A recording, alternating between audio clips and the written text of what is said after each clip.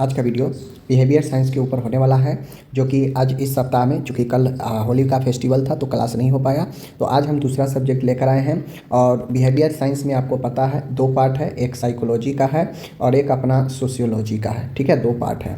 अब इस 2 पार्ट में एक इम्पॉर्टेंट क्वेश्चन है, पिछला मैंने फैमिली के ऊपर क्लास कराया था, फैमिली के ऊपर, परिवार के ऊपर। तो आज का वीडियो फ्रस्ट्रेशन, जो कि साइकोलॉजी का है, फैमिली सोशियोलॉजी का था। तो आज जो फ्रस्ट्रेशन कराने वाले हैं वह साइकोलॉजी, मनोविज्ञान के ऊपर ये टॉपिक है। ठीक है, फ्रस्ट्रेशन एग्जाम में पूछा जाता है, फ्रस्ट्रेशन को हम लोग कुंठा बोलते हैं। ठीक है, तो आज की इस वीडियो में फ्रस्ट्रेशन के बारे में हम लोग देखते हैं। देखिए, फ्रस्ट्रेशन जो होता है, फ्रस्ट्रेशन मतलब फ्रस्ट्रेशन, यह जो है फ्रस्ट्रा से बना है। ठीक है ना, आपसे एग्जाम में पूछेगा कि फ्रस्ट्रेशन जो है किस लैटिन शब्द के किस भाषा से बना है, तो फ्रस्ट्रा से बना है। ठीक है ना, ये जो फ्रस्ट्रा है इसी फ्रस्ट्रा से फ्रस्ट्रेशन बना है। ठीक है, फ्रस्ट्रेशन कुंठा एक मानसिक अवस्था है, समझ गए। ये भी एक मानसिक समस्या ही है, कंडीशन ही है, अवस्था है, जो तब उत्पन्न होता है जब किसी व्यक्ति के लक्ष्य को प्राप्त करने में बाधा आती है या उसकी इच्छाएं पूरी नहीं हो पाती है। अब मान गए फ्रस्ट्रेशन कब होता है, व्यक्ति फ्रस्ट्रेट कब होता है, जैसे उसको कोई चीज़ दिलासा है, उसका इच्छा है, वह इच्छा अपूर्ण रह जाती है, मतलब पूर्ण नहीं हो पाती है, तो व्यक्ति कुंठित होता है, अपने ही अंदर जो है कुंठित, वो जो है मन उसका जो है बहुत ज़्यादा कुंठित होता है, चिड़चिड़ा जैसे होता है, तो वही फ्रस्ट्रेशन होता है। तो फ्रस्ट्रेशन बेसिकली तब होता है जब कोई व्यक्ति अपने गोल यानी अपने लक्ष्य की प्राप्ति नहीं कर पाता है, ठीक है, या अपनी इच्छाओं को पूर्ण नहीं कर पाता है, तो व्यक्ति के अंदर एक इरिटेशन, एक जो है चिड़चिड़ापन होता है, और बेसिकली वही अवस्था आपका फ्रस्ट्रेशन होता है, कुंठित होता है, जो व्यक्ति अंदर ही अंदर जो है घुट कर रहता है, किसी भी चीज़ में फेल हो जाना या इच्छाओं की पूर्ति न हो पाना, यही फ्रस्ट्रेशन होता है। समझ गए।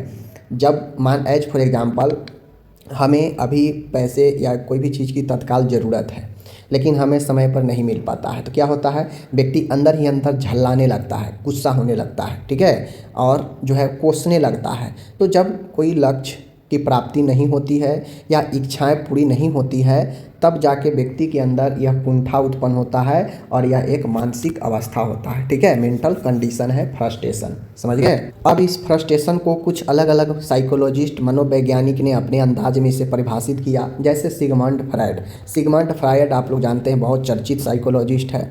इन्होंने कहा कि जब व्यक्ति की इच्छाएं दबी रह जाती है तो कुंठा पैदा होती है। वही बात है कि जब व्यक्ति के जो इच्छा है, जो अंदर की भावनाएं हैं, और वह दबी के दबी रह जाती है, उसका रिजल्ट नहीं मिल पाता है, तो यही जो है आपका क्या होता है, व्यक्ति में कुंठा पैदा होता है।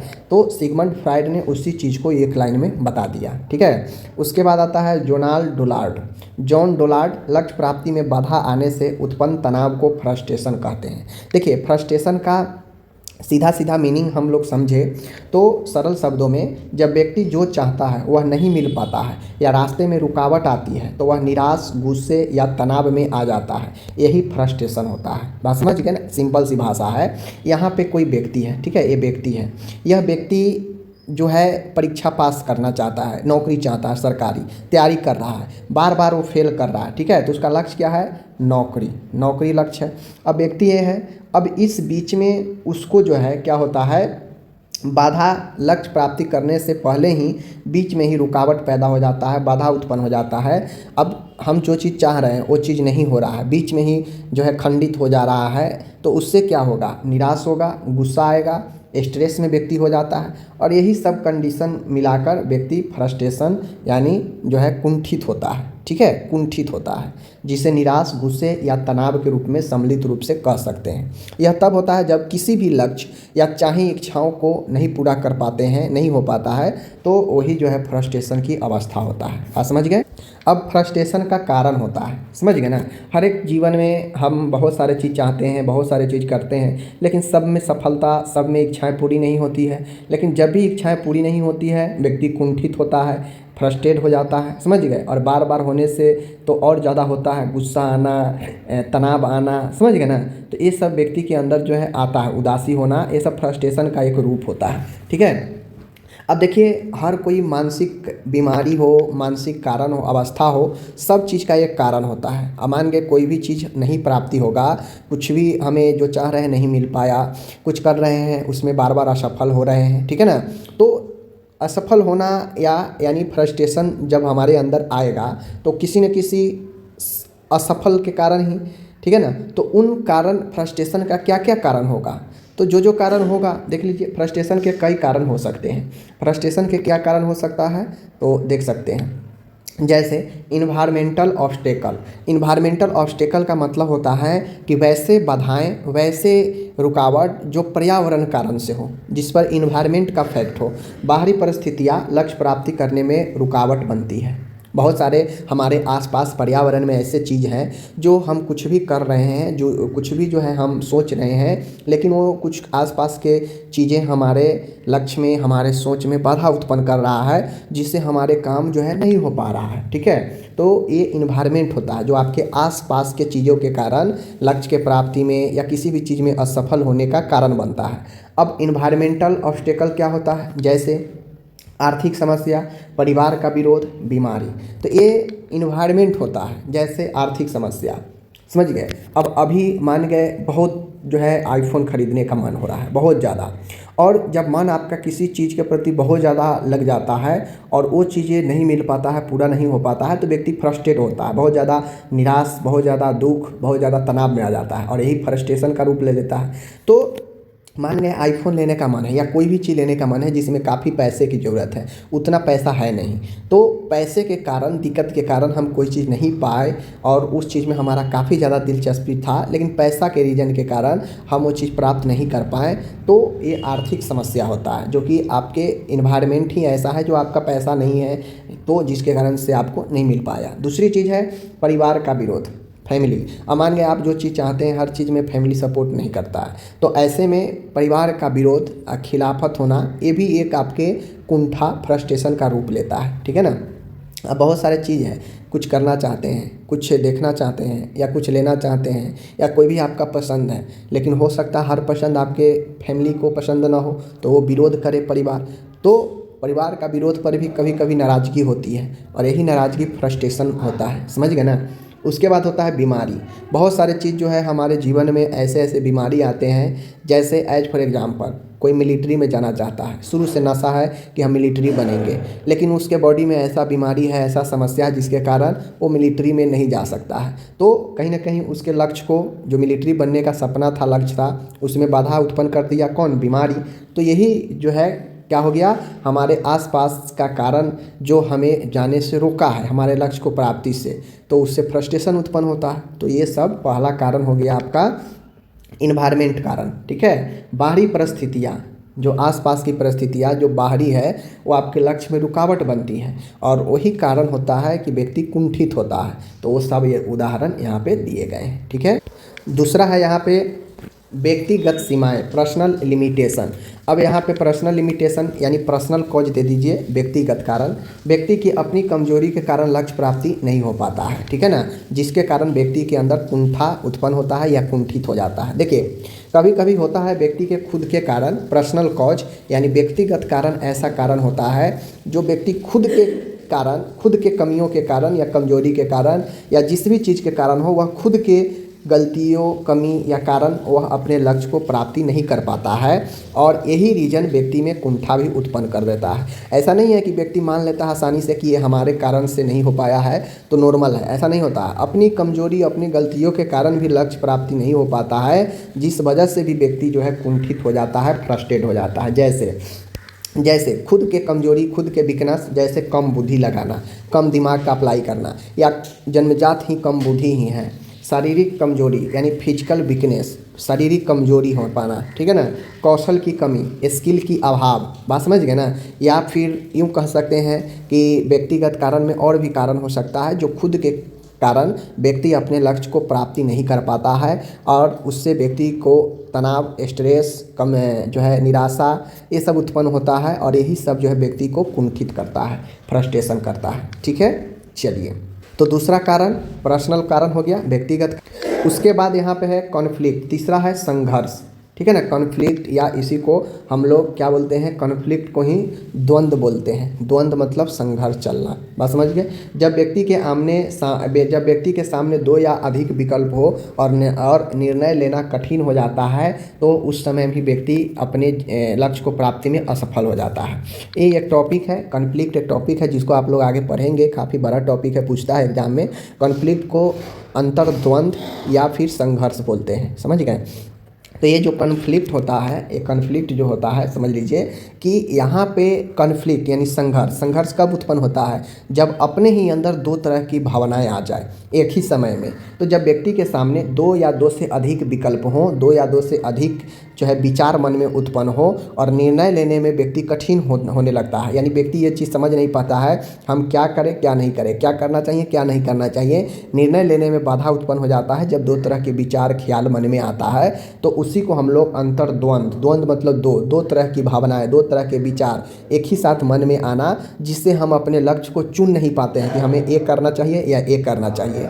और यही जो है कॉन्फ्लिक्ट होता है, संघर्ष होता है। तो संघर्ष भी जो है आपको क्या करता है, फ्रस्ट्रेट करता है, क्योंकि आपको दो तरह की चीज़ें हैं सामने, आप चुन नहीं पा रहे हैं कि क्या करना चाहिए क्या नहीं करना चाहिए। तो कॉन्फ्लिक्ट अंतर्द्वंद, अपने ही अंदर द्वंद्व चलने लगता है कि क्या करें क्या नहीं करें, और इन्हीं सब सोचकर हम असफल हो जाते हैं, और यही कॉन्फ्लिक्ट होता है। तो फ्रस्ट्रेशन का एक कारण में कॉन्फ्लिक्ट भी होता है, संघर्ष भी होता है, ठीक है। उदाहरण के लिए दो अच्छी नौकरी में से एक चुनना। अब मान के दो तरह की नौकरी है, दोनों सेंट्रल लेवल की जॉब है, दोनों सेम पे लेवल है। अब एक ही समय में हमें जो है दो तरह के जो है ऑफर लेटर आ गया, तो हम चुन नहीं पा रहे हैं कि हमें इसमें जाना चाहिए या इसमें जाना चाहिए। तो वहाँ पे बड़ा कठिन चीज़ें हो जाता है कि हम किस पर निर्णय लें। तो यही कॉन्फ्लिक्ट भी व्यक्ति को फ्रस्ट्रेट कर देता है, निराश कर देता है, दुख कर देता है, बात समझ गए।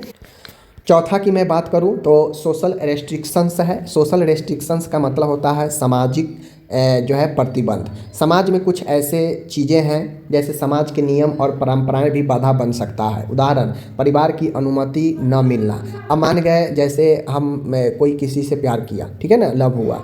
अब मान गए लव हुआ, वो इंटर कास्ट है या इंटर रिलीजन, तो यहाँ पे सामाजिक प्रतिबंध का मतलब होता है कि जैसे मान गए कि किसी को अगर शादी करना है, उसे लव मैरिज करना है, लेकिन घर वाले उसके अगेंस्ट है, घर वाले इंटरकास्ट या समाज जो है इंटरकास्ट को जो है मैरिज को इजाज़त नहीं देता है, या इंटर रिलीजन को जो है अंतर जातीय जो आपका या फिर अंतर विवाह जो होता है अदर धर्म में, ये सब इजाज़त नहीं देता है। लेकिन व्यक्ति को बहुत मन है करने का, जिसको दोनों में आपस में संबंध है, लेकिन परिवार समाज की अनुमति नहीं मिलना, या ऐसे परंपरा है कि भाई दूसरे जात में नहीं कर सकते हैं, दूसरे धर्म में नहीं कर सकते हैं, तो क्या है ये सब बाधा बन रहा है। जो सामाजिक कारण है, ये सब समाज बनाया हुआ है कि हाँ एक ही जात में करना है, एक ही धर्म में करना है, तो ये सब जो है कारण है। और मान गए इन सब कारणों से अगर नहीं हो पाया तो व्यक्ति निराश हो ही जाता है, फ्रस्ट्रेट हो ही जाता है, दुख निराशा ये सब तनाव आ ही जाता है। तो ये एक सोशल समस्या है, एक सोशल सामाजिक कारणों से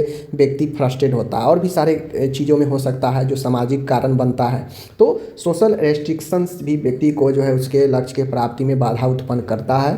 तो ये अपना हो गया 4 कारण जिससे व्यक्ति के जीवन में जो है क्या उत्पन्न होता है, बाधा उत्पन्न होता है, जिससे लक्ष्य प्राप्ति नहीं होता है और व्यक्ति कुंठित हो जाता है, निराश दुख तनाव होता है और उससे जो है व्यक्ति निराश होता है, जिसे फ्रस्ट्रेशन बोलते हैं, ठीक है। तो ये 4 कारण याद रखिएगा। अब आता है भाई फ्रस्ट्रेशन है, निराश है, तो फ्रस्ट्रेशन के जो है कुंठा के क्या क्या लक्षण होते हैं।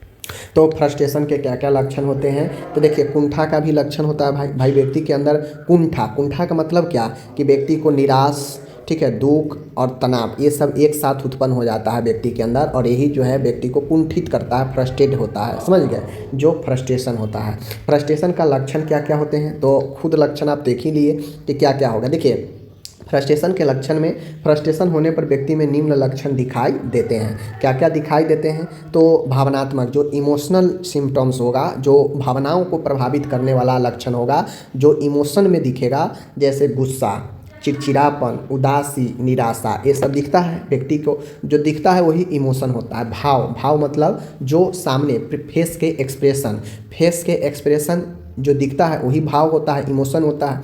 तो भावनात्मक जो लक्षण जो दिखेगा व्यक्ति के अंदर, वह दिखेगा कि व्यक्ति का भाव गुस्सैला हो जाएगा, व्यक्ति काफ़ी ज़्यादा इरिटेट चिड़चिड़ापन हो जाएगा, व्यक्ति काफ़ी ज़्यादा उदासी हो जाएगा, व्यक्ति जो है निराशा दुखी में रहेगा। तो ये सब भावनात्मक जो उसके भावनाओं में दिखेगा देखने पर, ठीक है, अनुभव हो।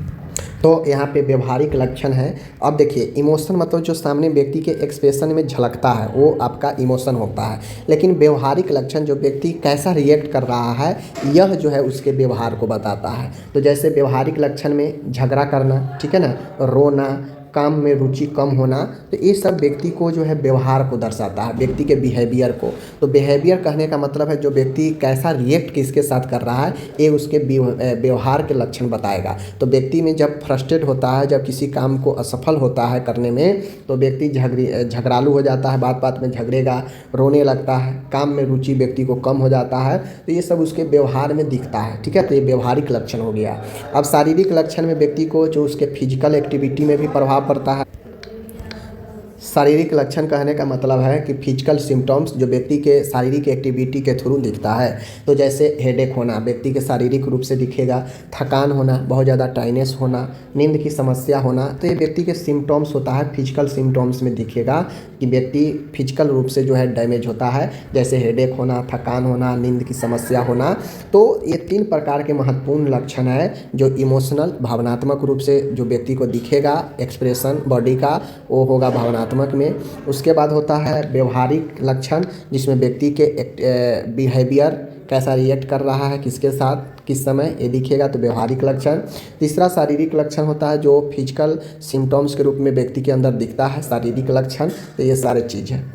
अब यहाँ पे आ गया फ्रस्ट्रेशन के प्रकार, टाइप्स ऑफ फ्रस्ट्रेशन। तो टाइप ऑफ फ्रस्ट्रेशन का मतलब होता है कि फ्रस्ट्रेशन जो कुंठा है या कितने प्रकार से व्यक्ति के अंदर आ सकता है, ठीक है।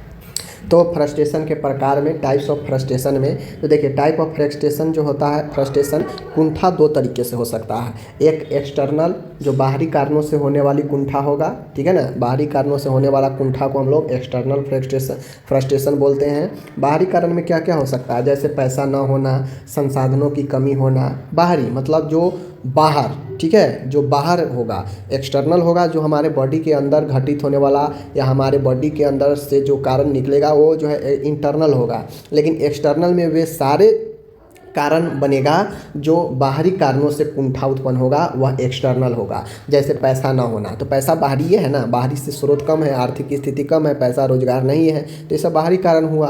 संसाधनों की कमी, जैसे हमारे पास गाड़ी घोड़ा बंगला ये सब ना हो पाना, ठीक है ना, बहुत सारे चीज़ है जो एक्सटर्नल में आएगा। तो सब के सब जो है आपके एक्सटर्नल होगा, जो हमारे बॉडी के अंदर या बॉडी से नहीं, हमारे आसपास के कारणों से, एक्सटर्नल कारणों से जो होता है वो एक्सटर्नल फ्रस्ट्रेशन होता है। अब दूसरा है इंटरनल फ्रस्ट्रेशन। इंटरनल फ्रस्ट्रेशन का मतलब होता है व्यक्ति की अपनी कमजोरी यानी व्यक्तिगत। तो जो इंटरनल फ्रस्ट्रेशन होता है उसे पर्सनल फ्रस्ट्रेशन भी बोलते हैं, व्यक्तिगत कुंठा भी। तो व्यक्तिगत कुंठा जो होता है, उदाहरण के लिए आत्मविश्वास की कमी, मोटिवेशन की कमी, डर लगना, ठीक है ना, कोई बीमारी होना, समझ गए ना। तो ये सब इंटरनल फ्रस्ट्रेशन होता है जो व्यक्ति के खुद के अंदर घटित होता है और उन कारणों से फ्रस्ट्रेशन होता है व्यक्ति, तो इंटरनल फ्रस्ट्रेशन होता है, समझ गए। एक्सटर्नल जो आसपास सारा चीज़ आ जाएगा, परिवार, ठीक है ना, समाज, ये सब जो है एक्सटर्नल में आ जाएगा। जो आपके बाहर, आपको चारों तरफ से जो कारणों से होता है वो एक्सटर्नल होगा। जो इंटरनल होगा, जो खुद के बॉडी या खुद के कारणों से होगा, वो इंटरनल होगा, ठीक है। तो यही 2 प्रकार के आपका फ्रस्ट्रेशन होता है, याद रखिए। अब बात आता है कि फ्रस्ट्रेशन का इफेक्ट क्या पड़ता है, फ्रस्ट्रेशन का क्या प्रभाव पड़ता है। तो देखिए फ्रस्ट्रेशन का प्रभाव व्यक्ति के मानसिक और सामाजिक जीवन पर पड़ता है। आपसे एग्जाम में पूछेगा कि फ्रस्ट्रेशन के प्रभाव बताएं, इफेक्ट्स ऑफ फ्रस्ट्रेशन। तो देखिए जब फ्रस्ट्रेशन व्यक्ति फ्रस्ट्रेट होता है, बहुत ज़्यादा कुंठित होता है, तो उसके जीवन में काफ़ी ज़्यादा प्रभाव पड़ता है। क्या क्या प्रभाव पड़ता है देख लीजिए। जैसे व्यक्ति बहुत ज़्यादा एग्रेशन हो जाता है, आक्रामक हो जाता है। जब व्यक्ति फ्रस्ट्रेट हो जाता है तो फिर वो चीज़ों से असफल हो जाता है, तो वो अपने लक्ष्य की प्राप्ति नहीं कर पाता है, तो व्यक्ति एग्रेसिव हो जाता है, आक्रामक हो जाता है, ठीक है। व्यक्ति गुस्से में दूसरों को नुकसान पहुंचा सकता है, दूसरों से लड़ाई झगड़ा कर सकता है, बात बात में जो है एग्रेसिव आ जाएगा मूड में। तो फ्रस्ट्रेशन से व्यक्ति जब फ्रस्ट्रेट होता है तो वह किसी को नहीं सुनता है और वो आक्रामक भी हो जाता है, एग्रेशन हो जाता है। ये प्रभाव व्यक्ति के अंदर पड़ता है। आप लोग देखते होइएगा कि अगर कोई अपनी चीज़ों को नहीं पाता है, नहीं हासिल कर पाता है तो वह काफ़ी ज़्यादा एग्रेसिव होने लगता है, बात बात पे होता है ना। तो ये प्रभाव एक पड़ता है फ्रस्ट्रेशन। दूसरा प्रभाव पड़ता है व्यक्ति के अंदर डिप्रेशन अवसाद का। तो डिप्रेशन का पड़ने का मतलब होता है अवसाद का, कि लंबे समय तक फ्रस्ट्रेशन रहने से व्यक्ति उदास और निराश हो सकता है। तो जब लंबे समय से व्यक्ति फ्रस्ट्रेशन में चला जाता है तो उसे व्यक्ति के अंदर उदास और निराश दोनों हो सकता है, अवसाद हो जाता है। ठीक है, आगे है तीसरा है एंजाइटी, चिंता, भविष्य को लेकर डर और तनाव। व्यक्ति के अंदर चिंता भी आ जाता है। अब चिंता क्यों आता है व्यक्ति के अंदर? तो डर और तनाव दोनों रीजन से व्यक्ति के अंदर जो है डर और तनाव, यह दोनों व्यक्ति को चिंता उत्पन्न करता है। और डर और तनाव किस में आता है? तो यह जब व्यक्ति फ्रस्ट्रेट हो जाता है तो व्यक्ति के अंदर डर और तनाव आता है। और जब यह लंबे समय से बना रहता है तो व्यक्ति एंजाइटी में, चिंता में डूब जाता है। ओके, चौथा है सोशल प्रॉब्लम। व्यक्ति के ऊपर सामाजिक प्रभाव, सामाजिक समस्या का भी प्रभाव पड़ता है, जैसे रिश्तों में दूरी होना, समझ गए, लोगों से झगड़ा होना। तो ये सब प्रभाव जीवन में सामाजिक रूप से भी व्यक्ति के ऊपर पड़ता है, कि रिश्तों में दरार होना, लोगों से झगड़ा होना। लास्ट बचता है फ्रस्ट्रेशन से निपटने का तरीका। तो देखिए, अब फ्रस्ट्रेशन से निपटने का तरीका की मैं बात करूं तो कौन कौन से तरीके हैं जो हम अपने जीवन में फ्रस्ट्रेशन होने पर, चीज़ों को असफल होने पर हम उससे निपट सकते हैं। कैसे? फ्रस्ट्रेशन को कम करने के लिए ये तरीके उपयोगी हैं। जैसे पहला है प्रॉब्लम सॉल्विंग, समस्या का समाधान ढूंढना। बहुत लोग होता क्या है कि जब किसी समस्या के कारण वो लक्ष्य तो फ्रस्ट्रेशन से निपटने का तरीका है कि आपके सामने जो भी प्रॉब्लम आए, जिस भी समस्या के कारण आप असफल हो रहे हैं, उन समस्याओं को सोल्व करें। प्रॉब्लम को सोल्व करने का प्रयास करें, समस्या को समाधान करने का प्रयास करें। जो भी समस्या के कारण आप अपने लक्ष्य को हासिल करने में असफल रह रहे हैं, पहले उन समस्याओं को समाप्त करें, समस्या का समाधान ढूंढें। और यह पहला पॉइंट प्रॉब्लम सॉल्विंग का तरीका है, जिससे आप फ्रस्ट्रेशन से बच सकते हैं या निकल सकते हैं।